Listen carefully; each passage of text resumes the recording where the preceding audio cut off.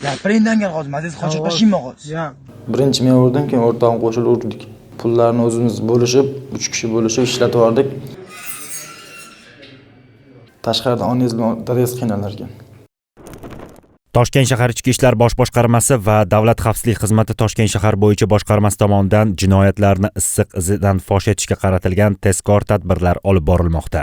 Xususan, poytaxtimizning Uchtepa tumanida bosqinchilik jinoyati sodir etildi. Ma'lum bo'lishicha, 3 nafar shaxs jabrlanuvchiga tan jarohati yetkazib, uning yonida bo'lgan pullari, mobil telefonini bosqinchilik yo'li bilan olib qo'yishadi.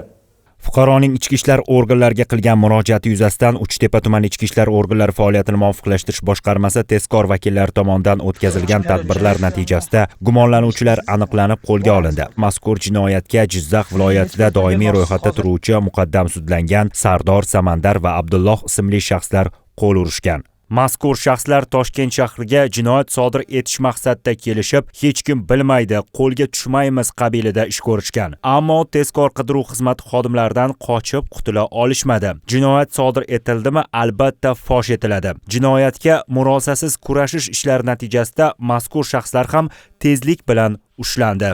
Keyin o'rtog'im bilan turib urdik keyin. Birinchi men urdim, keyin o'rtog'im qo'shilib urdik. Telefonlarini, pullarini oldik. Pullarni o'zimiz bo'lishib, 3 kishi bo'lishib ishlatib yubordik. Hamma narsani o'zi tushunib yetdim. Qilgan ishim juda yomon ish ekan. O'zim ham bilmasam bu narsani qilib qo'ydim. Qilgan ishimni mingdan ming afsusdaman. Men qatori mendan kichkina, mendan katta bolalar bunaqa ishlarni qilishlarini maslahat bermayman. O'rtada bu yoqqa kirib ketsangiz ham tashqarida onangiz bilan dadasi qiynalar ekan.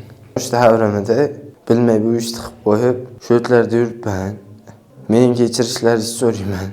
Bu ishni qaytib qilmayman.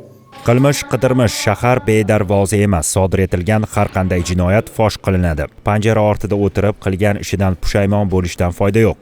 Mazkur holat yuzasidan O'zbekiston Respublikasi Jinoyat kodeksining 164-moddasi bilan jinoyat ishi qo'zg'atilib, qamoqqa olish tarzidagi ehtiyot chorasi tanlangan.